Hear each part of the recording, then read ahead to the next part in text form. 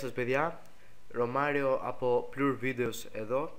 Σήμερα θα δούμε πώς μπορούμε να κατεβάσουμε τη Visual Studio για όσους δεν ξέρουν.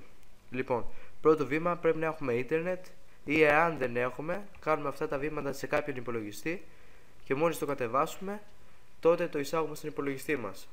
Λοιπόν, γράφουμε Visual Studio, μπαίνουμε στην κύρια σελίδα και πατάμε Downloads.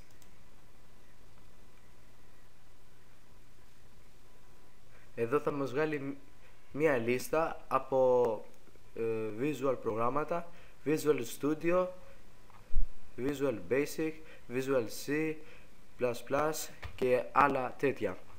Λοιπόν, αυτό που θα θέλουμε εμείς, για παράδειγμα αυτό που θέλω εγώ, είναι η Visual Studio Ultimate 2013 με το Update 2. Εσείς μπορείτε να κατεβάσετε Premium ή Professional ή Test Professional, όποιο θέλετε. Λοιπόν, εδώ πατάμε Download Now.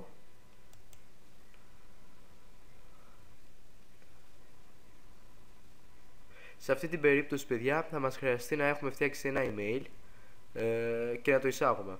Εάν δεν έχουμε email, μπορούμε να το φτιάξουμε εδώ πέρα. Εδώ πέρα, στο Sign Up Now, και να κάνουμε εισαγωγή. Να βάλω εγώ το email μου και το κωδικό μου. Πατάμε Enter και κατευθείαν θα μας βγάλει αυτό εδώ το button για να το κατεβάσουμε. Πατάμε πάνω του και θα σας βγάλει ένα μικρό παράθυρο όπως αυτό για να το κατεβάσετε. Πατάμε Save File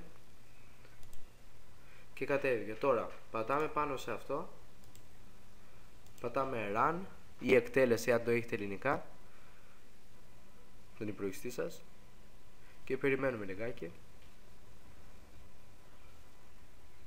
Ωραία. Λοιπόν, εδώ πέρα θα διαλέξουμε το μέρος στο οποίο θέλουμε να αποθηκεύσουμε, να γίνει δηλαδή το κατέβασμα του προγράμματος, να κάνουμε τη λήψη δηλαδή του Visual Studio, και πατάμε Download.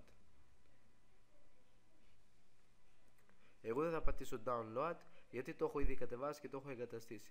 Θα το κατεβάσετε και θα του κάνετε εγκατάσταση. Ευχαριστώ πολύ.